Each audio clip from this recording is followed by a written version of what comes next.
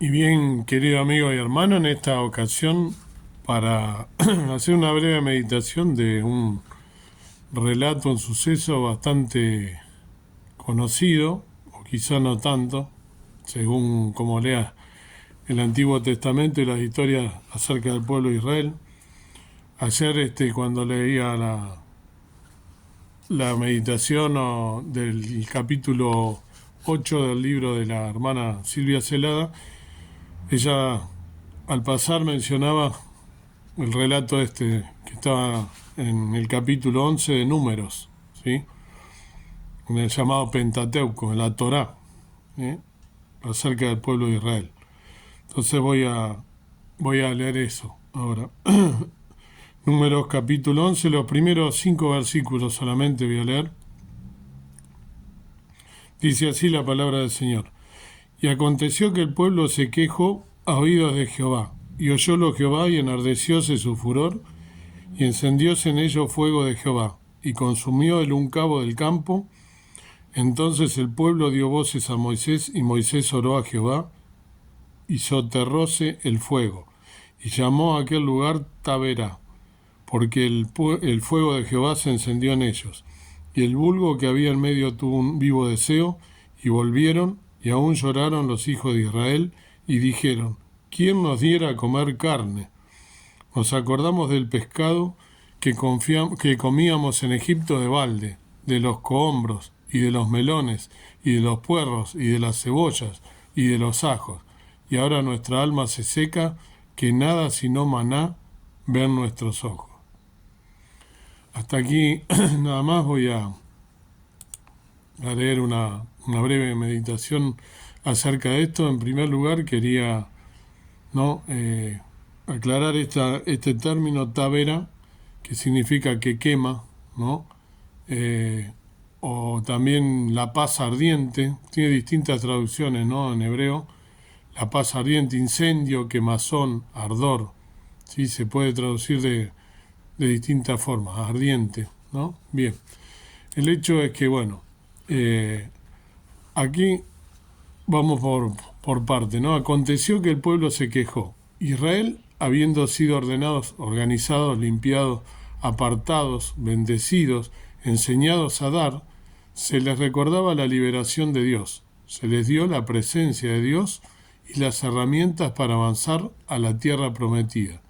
Están ahora en marcha a Canaán e inmediatamente el pueblo se quejó. ¿Cómo puede ser que una nación tan bendecida aún pueda quejarse? Dios ha hecho mucho en y por Israel. Aún así ellos todavía murmuran en contra de él. Por supuesto sus circunstancias no eran fáciles, pero qué pecado es para ellos el quejarse en contra de Dios, borrando el espíritu de gratitud en sus corazones. Dice que el pueblo se quejó y lo oyó Jehová. Qué parecido, ¿no? Que somos al pueblo de Israel. Siempre decimos, ¿no? Pero es real. Dios nos bendice y nos quejamos a pesar de todo lo que tenemos y que nos da, que es más de lo que merecemos, ¿no? Bien. Dice que el pueblo se quejó y lo oyó Jehová. Este era un simple caso de causa y efecto. Nuestros corazones quejumbrosos desagradan a Dios porque muestran muy poca gratitud por lo que Él ha hecho en el pasado y fe por lo que Él puede hacer hoy mismo. No se nos ha dicho aquí exactamente de lo que Israel se estaba quejando, ¿no? Quizá aquí es porque sus quejas son solamente ese corazón generalmente insatisfecho, no quejándose por alguna razón mayor, sino porque ahí es donde sus corazones están. Dice que se encendió el fuego, ¿no? de Jehová. Israel había evaluado el fuego de Dios como emblema de su presencia en la noche, pero ahora ese fuego y la presencia de Dios se volvieron algo en alguna manera, una espada de doble filo. La presencia de Dios estaba allí para lidiar con el pecado como también para confrontar a Israel. Dice entonces que el pueblo clamó a Moisés. Idealmente ellos hubieran clamado a Dios mismo, pero con su bajo caminar con Dios ellos se sentían más cómodos con Moisés, claro. Era quien los escuchaba más, ¿no? En vez de clamar al Dios de Israel, que fue quien los sacó con mano fuerte. Es verdad, a través de su siervo Moisés, pero fue Dios quien los sacó. Entonces Moisés oró a Jehová y el fuego se extinguió. Moisés intercede por el pueblo y el fuego se extinguió, pero el lugar es llamado Taberá, quemado, ¿no? También otra traducción, como recordatorio de la estimación del Dios al corazón quejumbroso. Después nos dice también que ellos estaban como anhelando o deseando lo que tenían en Egipto, sin recordar que eran esclavos allí, ¿no? Se acordaban, ¿no? Del pescado, de la cebolla, del culantro, de todo lo que tenían, ¿no? Y la gente extranjera también allí se mezcló con ellos, ¿no? Eso no lo vemos aquí, lo vemos en Éxodo 12:38, después pueden verlo eso, pueden verlo ustedes detenidamente, ¿no? Dice en Éxodo 12:38 que con ellos una gran multitud salió de Egipto. Esto significa que no todos aquellos que salieron de Egipto con Moisés eran étnicamente israelitas. Muchos egipcios y quizá otros, foráneos de otro lado, fueron con ellos, porque eran esclavos, compañeros en Egipto, y porque el Dios de Israel se ha mostrado a sí mismo más poderoso que los dioses de los egipcios. También hay un sentido en el cual Israel era una mezcla espiritual, por eso hago referencia a esto de la mezcla, ¿no? Étnica. Israel era una mezcla espiritual, no todos tenían una genuina y real relación con Dios, por eso se quejan, ¿no? Esta es una verdad de la iglesia visible también hoy, la cual Jesús dijo que podría contener bien y el mal hasta la cosecha final, en San Mateo 13, 24 al 30, o del 36 al 43. Después lo mira con detenimiento. Dice que tuvo un vivo deseo, ¿no? Un vivo deseo de estas cosas que anhelaba, ¿no? El pueblo de Israel. La palabra en hebreo aquí era ta'abá. Es también usada en pasajes como en Génesis 3:6, 1 Samuel 2:16 o Job 33:20 y en Salmo 10:3. Por el fuerte deseo de algo placentero, pero quizá pecaminoso, aunque no siempre. Pero muchas veces aquello que deseamos no nos conviene, aquello que deseamos nos induce a pecado porque no viene de la voluntad de Dios. Israel tenía que rendirse a esta ansia intensa. No sería cumplida a menos que cooperaran con ello. Esto en Santiago 1:14 dice, sino que cada uno es tentado cuando de su propia concupiscencia es atraído y seducido. La atracción al pecado es presente entre nosotros. Sin embargo, debemos ceder a ella en la elección de pecado. Después ellos decían, ¿no? ¿Quién nos diera a comer carne? Era la expresión que usaban. Esta era una pregunta rara de hacer, considerando que ellos tenían un Dios en el cielo que cumple cada necesidad. Parecía que Israel buscó por otro proveedor porque ellos no estaban satisfechos con lo que venía a ellos de la mano de Dios. Y están tan inquietos sobre esto que lloraron. Qué desagradecimiento, ¿no? Lágrimas de arrepentimiento o dolor sobre el pecado o gozo en el Señor pueden ser hermosas delante de Dios, pero muchas lágrimas derramadas, incluso por creyentes, son derramadas sobre decepciones infantiles. Tantas veces lloramos por cosas que no tienen sentido o nos quejamos de cosas que no tienen sentido. Israel pudo haber proveído carne para ellos mismos. Dios no les prohibió cazar cualquier animal que pudiera en el desierto, y tenían sus rebaños, los cuales pudieron ser sacrificados para carne. Ellos no querían hacer nada acerca de su deseo por carne, excepto llorar por eso, que es lo que hicieron. Nos acordamos de cuando estábamos en Egipto, ¿no? La expresión. Al describir la vida en Egipto, uno podría pensar que su esclavitud ahí era el cielo en la tierra para Israel. Uno podría pensar que sus platos estaban siempre llenos con increíbles comidas por esta presión, ¿no? Israel aquí está participando en la memoria creativa, escogiendo recordar ciertas cosas acerca de Egipto y exagerando estas cosas, mientras que al mismo tiempo escogiendo olvidar otras cosas. No olvidemos nosotros que Egipto representa al mundo. Entonces, ¿cuántas veces nosotros pensamos en cosas en el mundo, ¿no? Sin recordar lo que dice, ¿no? La palabra del Señor, que están en el mundo, pero no son del mundo. Nosotros pensamos de nuestra memoria como un proceso fotográfico mecánico, el cual imparcialmente graba los hechos y después imparcialmente recupera estos archivos. No es así en absoluto.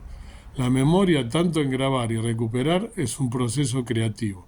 Y las memorias pueden ser creadas de eventos que nunca pasaron.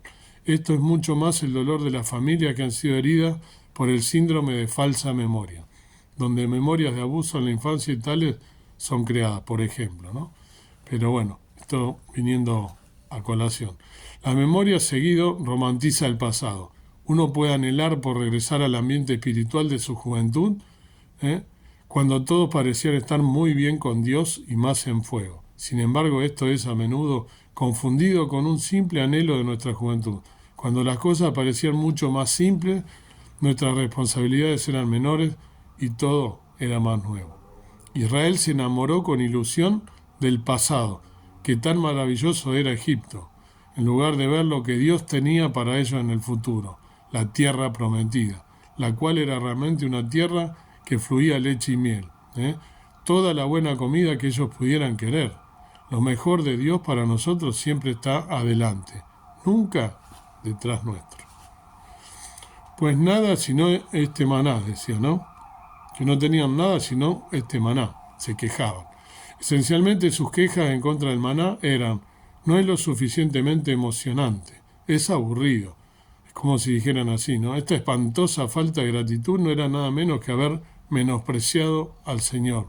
Números 11:20. Dios es nuestro proveedor. El despreciar lo que Él provee es despreciarlo a Él.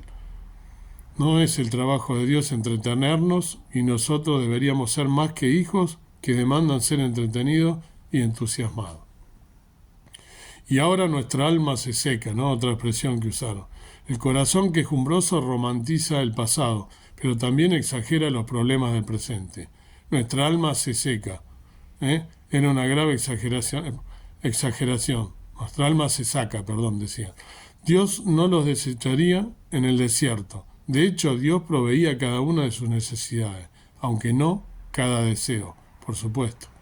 Dios siempre sabe lo que es mejor para cada uno de nosotros, y eso es lo que hacen, no nuestros caprichos.